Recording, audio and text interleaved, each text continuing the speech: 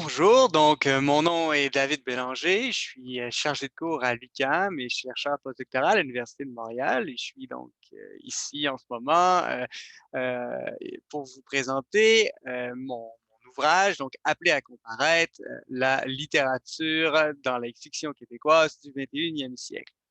Pour présenter ce livre-là, je commencerai peut-être par une citation qui est en exergue de mon introduction, qui est une citation de Pierre Vadeboncœur. Elle va comme suit, hein: «L'art, bon gré, mal gré, devra comparaître».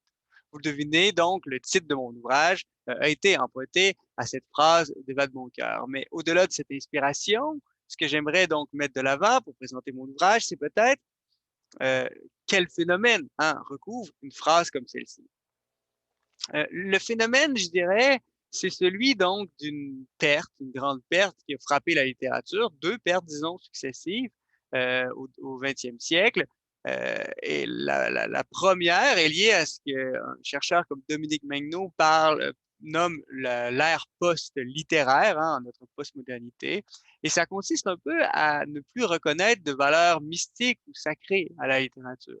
Une valeur qu'on reconnaissait plutôt facilement au 19e siècle dans ce que Paul Bénichou nommait le sacre de l'écrivain, avec le grand personnage de l'écrivain, avec un grand prestige accordé au livre et à cette parole littéraire dans la société. Cet impouvoir de la société, mais un impouvoir comme sacré, ben, ça l'a vécu, hein. Aujourd'hui, on n'est plus exactement dans cet esprit quand on pense à l'objet littéraire. La 2e perte est plutôt une perte, je dirais, scientifique.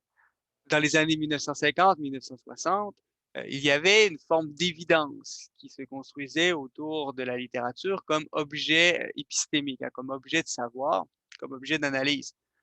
Avec les années 80 et plus avancées donc les années 90 et 2000, cette évidence a un peu disparu.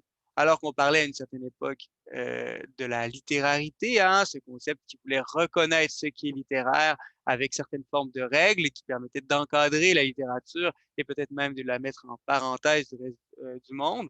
Cette évidence persistait, mais le concept même de littérarité a été éventé, hein. Il a disparu, il a été renié par la plupart de ces théoriciens. On se retrouve donc aujourd'hui avec cette évidence perdue et on se retrouve aussi à se demander, mais qu'est-ce que finalement la littérature? Qu'est-ce qu'on fait quand on analyse la littérature, comme je le fais dans cet ouvrage? Qu'est-ce qu'on fait quand on pratique la littérature, comme le font les écrivains dans les différents livres, disons, qui peuplent les rentrées littéraires? Donc, de ce premier constat, je suis parti à la recherche de réponses. Mais encore, fallait-il savoir à qui poser les questions. Pour reprendre la métaphore de mon titre, qui appeler à la barre, que ce soit sur le banc des accusés ou que ce soit donc encore à la barre des témoins. Eh bien, la réponse à cette première question m'est arrivée très facilement avec les chantiers, disons le chantier très important en littérature québécoise, ouvert par un critique comme André Bello, avec son ouvrage Le romancier fictif, ou poursuivi plus tard par Roselyne Tremblay avec un ouvrage comme L'écrivain imaginaire. Dans les 2 cas, le chantier consistait en ceci: se demander quelle est la place de la littérature dans la société québécoise en regardant non pas les journaux, en écoutant non pas la radio, mais en lisant donc des œuvres qui problématisaient cette littérature, qui l'interrogeaient par la représentation de ce qu'on appelle des acteurs littéraires. De façon très concrète, André Bello et Roselyne Tremblay et d'autres chercheurs, hein, avant et après eux, se sont penchés sur des personnages d'écrivains, sur des personnages de professeurs ou de critiques de littérature, sur des personnages aussi de lecteurs, parfois même de réviseurs linguistiques. Ces personnages, donc, sont en soi des problématisations de la littérature dans les œuvres. Ils interrogent la place de la littérature et la problématisent.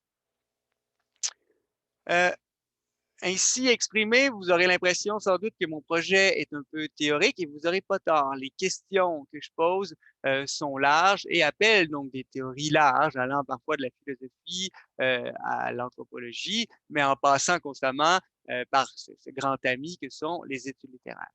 Mais pour, disons, quitter le plan théorique et abstrait, j'ai voulu donc rendre une forme de concrétude à ma réflexion et évidemment éclairer, aussi, un corpus, particulier qui me permettra donc de mieux me poser les questions et de peut-être oser aussi, atteindre, certaines réponses. Donc mon corpus est constitué d'une trentaine d'œuvres. Ma question est large, mon corpus doit être large. Je ne peux pas prendre, des ponctions, dans la littérature du 21e siècle. D'autant que le contemporain n'a pas encore été trié, hein. On a devant nous donc une masse de textes qui sont tous disponibles, disons, équitablement. Donc, allant des œuvres de Catherine Mavroukakis aux œuvres de François Blais, en passant par des œuvres de Nelly Arcan, de Patrick Nicole, d'Éric Dupont et de plusieurs autres, je me demande, ou je leur demande, quelle place ils accordent à la littérature, à partir du moment où est-ce que, pour la plupart, ces œuvres n'accordent pas le prestige sacré à la littérature et ne lui accordent pas, disons, sa clarté ou son évidence, scientifique et épistémique.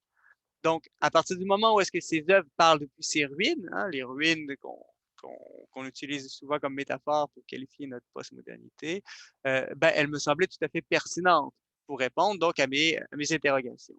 Je ne veux pas vous vendre évidemment tous les punchs de la réflexion que j'ai développée donc sur plusieurs années, mais je peux déjà donc vous annoncer qu'en regard, disons, des grandes hiérarchies qui semblaient organiser la littérature depuis le 19e siècle, et avant ça avec les belles lettres au 18e ou au 17e siècle, les écrivains représentés, les personnages de la communauté littéraire représentés dans les œuvres opposent des communautés, hein, moins de la hiérarchie que de la communauté, moins du mépris hautain que de la connivence, hein.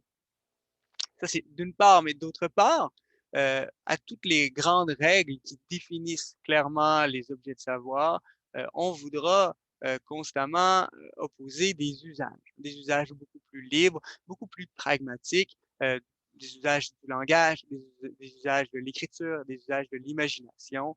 On ne voudra pas refonder cette littérature perdue, on voudra lui opposer quelque chose d'autre. Et cette chose différente, donc, est au cœur de l'ouvrage, est au cœur des réflexions que je déploie au fil des chapitres. Donc, pour peut-être conclure, je peux dire que cet ouvrage se veut un regard englobant sur la littérature québécoise du 21e siècle. Elle veut l'éclairer, cette littérature, elle veut la faire parler, elle veut lui donner la parole de façon privilégiée sur son objet, sur ce qui la fonde, ce concept de littérature. Je suis très content donc de le voir apparaître ces jours-ci.